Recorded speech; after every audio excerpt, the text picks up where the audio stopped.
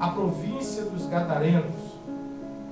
E saindo ele do barco, e saiu logo ao seu encontro dos sepulcros um homem com espírito imundo, o qual tinha sua morada nos sepulcros, e nem ainda com cadeias o podia alguém prender. Porque tendo sido muitas vezes preso com grilhões e cadeias, as cadeias foram por ele feitas em pedaços, e os grilhões em migalhas, e ninguém o podia amansar. E andava sempre de dia e de noite, clamando pelos montes e pelos sepulcros, e ferindo-se com pedras. E quando viu Jesus ao longe, correu e o adorou. E clamando com grande voz, disse: Que tenho eu contigo, Jesus, Filho do Deus Altíssimo? Conjuro-te por Deus que não me atormentes. Porque ele dizia: Sai deste homem, espírito imundo. E perguntou-lhe: Qual é o teu nome? E lhe respondeu dizendo: Legião, e o meu nome é o meu nome, porque somos muitos. E rogava-lhe muito que os não enviassem para fora daquela província. E andava ali pastando no monte uma grande manada de porcos. E todos aqueles demônios lhe rogaram, dizendo: Manda-nos para aqueles porcos, para que entremos neles. E Jesus logo lhes permitiu. E saindo aqueles espíritos imundos, entraram nos porcos, e a manada se precipitou por um despenhadeiro no mar. Eram quase 2.000 porcos, e afogou-se no mar. E os que apacentavam os porcos fugiram e o anunciaram na cidade e nos campos, e saíram muitos a ver o que era aquilo que tinha acontecido. E foram ter com Jesus, e viram um endemoniado, o que tivera a legião, assentado, vestido em perfeito juízo, e temeram. E os que aquilo tinham visto, contaram-lhe o que acontecera ao endemoniado e acerca dos porcos. E começaram a rogar-lhe que saísse do seu território. E entrando ele no barco, rogava-lhe o que for endemoniado que o deixasse estar com ele. Jesus, porém, não lhe permitiu, mas disse: Vai para a tua casa, para os teus, e anuncia-lhes quão grandes coisas o Senhor te fez, e como teve misericórdia de ti. E ele foi e começou a anunciar em Decápolis quão grandes coisas Jesus lhe fizera, e todos se maravilhavam. Amém? Então, que teu assento, por gentileza. Eu quero falar nessa noite de um Deus que sabe o seu futuro, de um Deus que olha de uma forma diferente. Em 2011 aproximadamente eu preguei esse texto sobre essa palavra, e quando na quarta-feira eu estava ministrando a palavra, e quando eu estava falando do capítulo 16 de 1 Samuel, em que Deus havia enviado o profeta Samuel para ungir um dos filhos de Jessé, no verso de número 7 em diante, 7, 8, Samuel ele quase se precipitou em derramar o óleo de azeite sobre a cabeça de um dos filhos de Jessé, chamado Eliabe. E se não fosse o Senhor para chegar para Samuel e dizer a ele: Samuel, não é este o meu escolhido, o meu escolhido é outro. Este Eliabe já tenho eu rejeitado ele. Não é ele o meu escolhido, porque eu não olho como o homem olha. Eu não vejo como o homem está vendo. O homem vê o exterior. Eu, porém, sou um Deus que estou olhando o coração. Estou olhando para dentro do ser humano. E isso, então essa palavra do Gadareno veio ao meu coração, mostrando que Deus não faz. Deus ele trabalha conosco de uma forma que nos levando a entender que Ele não faz distinção de pessoas, mas Ele é um Deus que já sabe, Ele conhece todas as coisas. Ele conhece o homem por dentro e por fora.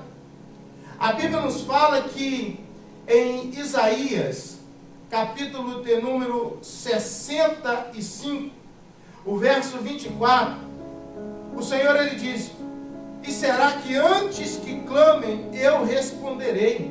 Estando ainda vós falando, eu os ouvirei. Um Deus que sabe, antes que eu venha pensar, antes que as palavras venham se formar nos meus lábios, Deus já tem resposta e Deus já sabe. Um Deus que está no controle de todas as coisas, um Deus que não fica confundido. E Deus então ele está olhando para mim, para você, e Deus não está olhando o que a sociedade olha, da maneira que a sociedade está olhando. E isso é lindo, isso é maravilhoso, porque a sociedade, ela olha e ela faz menção do exterior, e não do interior. Há muitas pessoas que elas já vão logo olhando o exterior, observando o homem pela forma de vestir, não que não seja importante, mas isso não é o ponto fulminante daquilo que Deus tem para nós. A sociedade olha a maneira que o homem se veste, ou talvez a sua própria eloquência, o seu estudo, o seu anel. O homem e a sociedade, ele olha o currículo deste homem. Porém, diante do Senhor, dentro do Evangelho, não é assim diante de Deus. Deus está olhando a obediência, Deus está olhando a sinceridade, Deus está olhando a pureza do coração, Deus está olhando o interior, antes do exterior. E isso é importante para nós, porque Samuel, ele quase se precipita. Quando o homem ele olha o exterior, quando o homem está visualizando só o ambiente, só o que está externo, ele está propício a cometer erros. Ele pode se precipitar. Ele pode tomar decisões, e essas decisões vão causar danos em sua caminhada, em sua trajetória. Então não se precipite e não olhe simplesmente o exterior, olhe o interior. A mudança e a transformação na vida do homem, ela começa de dentro para fora e não de fora para dentro. Não adianta estar bem vestido, não adianta estar com um terno bonito, não adianta ter um certificado, não adianta ter um diploma, mas se interiormente, se a sua conduta deste homem não for uma conduta que vá de encontro aos princípios estabelecidos por Deus. Não é isso? Não adianta ser pastor, não adianta ser líder de uma igreja, mas se a conduta, o comportamento, se os frutos não são frutos dignos de arrependimento. Quantos estão entendendo? Diga glória a Deus. Então a precipitação, ela quase levou a Samuel a ungir uma pessoa que não era para ser ungida. Foi o Senhor que o impediu. Foi o Senhor que não permitiu aquilo. E nós encontramos Jesus, ele vai deixando exemplos para nós. E eu quero trabalhar com você dentro desse texto, e você vai entender que Jesus ele fala, ele está passando, ele está caminhando, indo para Jerusalém, e tem uma figueira à beira do caminho. A figueira tinha folhas, mas não tinha fruto. E é suposto, quando a figueira já tem folha, ela já tem que ter sinal e ela já tem que ter frutos. E Jesus, quando olha para ela, Jesus vai amaldiçoar a figueira, porque ela não tinha frutos. Ele vai buscar um fruto para comer, e ele então apresenta aquela figueira como os sacerdotes e os religiosos, como o povo de Israel, de Jerusalém, que se apresentam exteriormente com vestes longas, lindas, tendo palavras maravilhosas, conhecendo e dizendo os versículos bíblicos, mas não sendo eles cumpridores da palavra. E Jesus amaldiçoa a figueira, dizendo, em outras palavras, dizendo: não mostre por fora o que você não tem por dentro. Não mostre por fora o que você não tem para oferecer. Você é uma figueira, você tem folhas e você deveria ter frutos. Frutos pequenos, mas deveria ter frutos. E assim também são os religiosos. E é por isso que nessa palavra o Senhor aponta para eles, porque os religiosos são assim. Os religiosos, eles sabem tudo em extremo não é bom. Aquela pessoa religiosa, a religião, essa pessoa que fica vendo pecado em tudo, é pecado nisso, é pecado naquilo, e tudo é demônio, e tudo não pode tomar Coca-Cola, que é pecado, não pode fazer isso, que é pecado. Você pode saber, ele não cumpre com os seus deveres. Ele deixa a desejar em muitas áreas da vida. São os religiosos que colocam, Jesus está apontando para os fariseus e para os escribas, dizendo: vocês viajam longe, vocês pegam os navios e vão longe fazer prosélitos. Vocês vão longe ganhar homens. Vocês vão longe para evangelizar. E quando vocês ganham eles e os fazem judeus, prosélitos, vocês os impedem de entrar no reino. Vocês o fazem da vida deles um inferno. Mateus 23 em diante, Jesus vai falando essa palavra. Vocês fazem da vida deles uma coisa. E Jesus então ele está dizendo que esse tipo de pessoa, esses religiosos, aparentam ser uma coisa, mas não são. Abre comigo sua Bíblia ou acompanhe no telão. Mateus 23, 25, 26, 27 e 28. Mas você pode depois ler em casa. Diz assim: ai de vós, escribas e fariseus, hipócritas, pois que limpais o exterior do copo e do prato, mas o interior está cheio de rapina e de iniquidade. Fariseu cego, limpa primeiro o interior do copo e do prato, para que também o exterior fique limpo. Ai de vós, escribas e fariseus, hipócritas, pois os que sois semelhantes aos sepulcros caiados, que por fora realmente parecem formosos, mas interiormente estão cheios de ossos de mortos e de toda imundície. Assim também vós exteriormente pareceis justos aos homens, mas interiormente estáis cheios de hipocrisia e de iniquidade. Palavra dura, irmão, um sermão duro, e às vezes dá vontade de pegar esse sermão, na verdade, e usar esse sermão para pessoas. Não é verdade? Dizer: para de hipocrisia, para de história, para de mentira. Você apresenta uma coisa, você fala uma coisa, mas você não vive. Você parece um sepulcro caiado, de por fora tem flores, não é assim? Você vai no cemitério, está bonito, mas o que tem lá dentro? Ossos de mortos. Assim eram os fariseus, assim é um tipo de religioso que gosta de apontar, não é assim? Ele gosta de apontar, ele gosta de julgar, ele gosta de dizer do A, do B, do C, do jeito de vestir, do jeito de falar, daquele jeito. E Deus, ele não olha assim. Deus está olhando, sim ou não, o exterior, mas o interior, o exterior, o coração, a alma, o espírito. Deus está contemplando todos, em tudo. E nós precisamos entender esses princípios, ainda que venha confrontar, irmão. E essa palavra precisa confrontar as nossas vidas. É o que precisa. Você continua lendo depois, mas aí o Senhor Jesus está dizendo: vocês são hipócritas. Sabe por quê? Porque vocês vão na casa das viúvas, vocês demoram na oração de vocês para ganhar o dinheiro delas. Vocês deveriam ajudá-las, e vocês estão ali orando, horas de oração. Vocês vão para a praça, desfiguram o rosto, ficam entristecidos para poder chamar a atenção. Hipócritas. Jesus está pegando duro. Olha para o teu irmão, diga para ele: são palavras do Senhor. Ele está batendo, ele está ali mostrando para eles e dizendo: aqui o negócio é o seguinte, vocês são hipócritas. O jumento de vocês cai lá no sábado, e vocês estão dizendo que eu não posso curar esse homem aqui com a mão mirrada. Fariseu, hipócrita, religioso. Você só conhece as escrituras, mas você não obedece elas. sou maior que o sábado, eu sou o soberano, eu sou o eterno, eu posso curar no sábado, como você vai lá e socorrer o seu jumento também.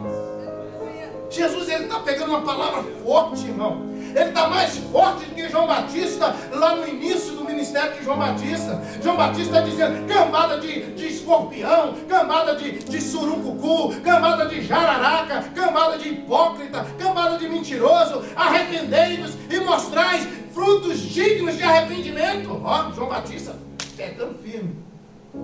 E essa geração não está diferente. João Batista, ele fala, ele pega, e Jesus vem também e pá. Você vai pegar João capítulo 6, verso de número... João capítulo 6, o verso de número 60. Você encontra os discípulos dizendo assim, disseram: dura palavra é essa, duro discurso é esse. Quem pode ouvir? Quem pode resistir? Quem pode acompanhar esse Jesus? Quem pode caminhar com ele? O que ele está dizendo é forte, não dá. E naqueles dias muitos saíram. Você acompanha o verso seguinte, vai dizendo que muitos saíram. E Jesus chega para os discípulos dele, Rodrigo, e diz assim: vocês não querem ir com eles, não? Vocês não querem caminhar com eles, não?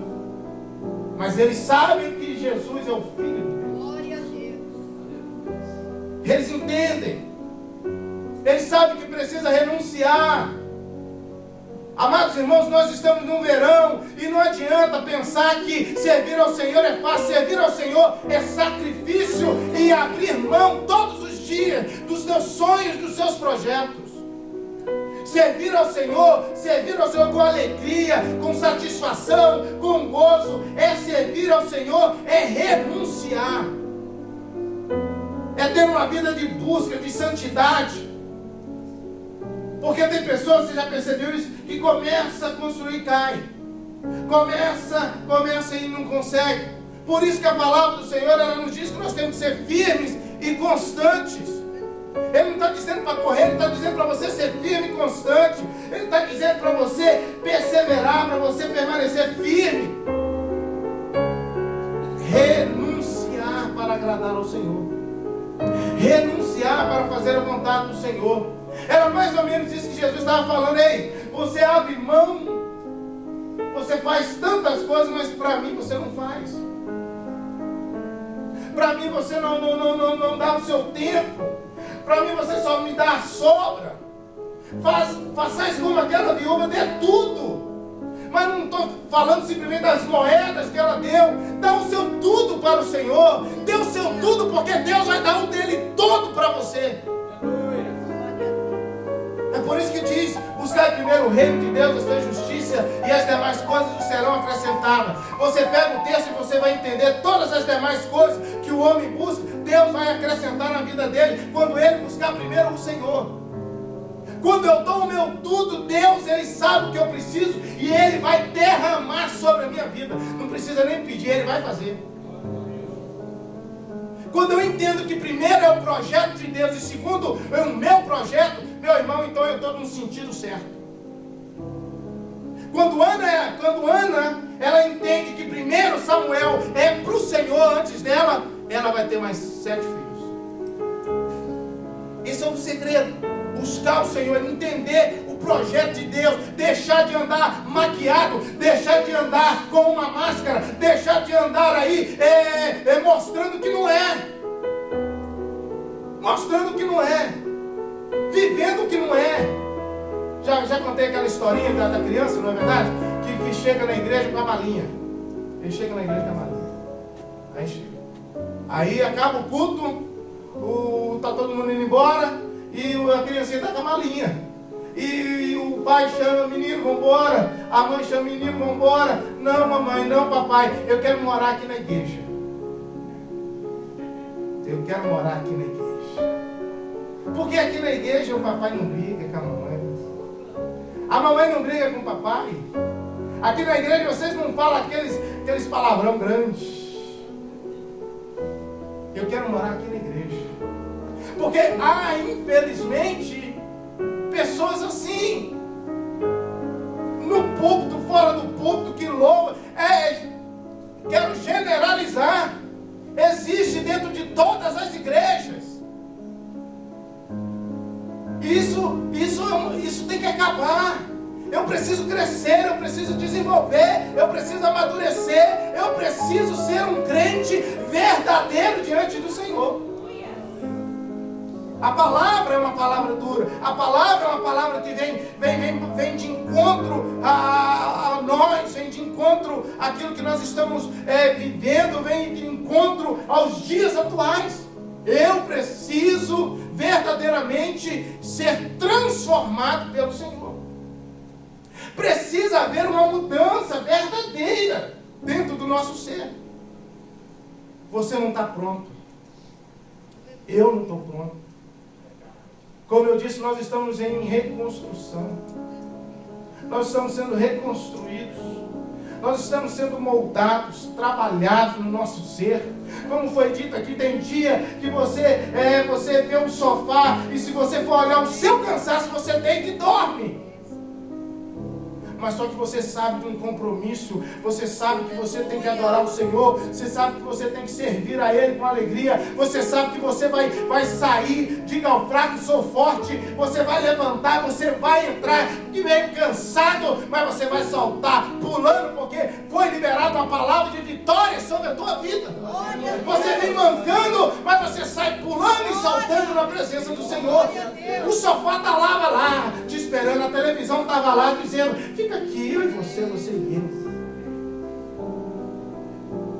Fica lá, o computador te chamando, é nossa hora. Não tem nada mais precioso que a palavra de Deus. Não tem nada melhor do que estar na casa do Senhor, irmãos. Por mais que a igreja não seja a perfeição que você esperava, mas não tem nada melhor do que estar aqui. Aqui está a presença do Altíssimo, aqui está o Senhor, aqui tem palavra de Deus, aqui tem louvores, aqui nós mantemos a comunhão, aqui nós caminhamos juntos, com as nossas imperfeições, com os nossos defeitos, com as nossas indiferenças, mas nós vamos amando uns aos outros e caminhando, como diz a palavra do Senhor. É assim. Não tem outro meio. A palavra do Senhor nos diz o quê?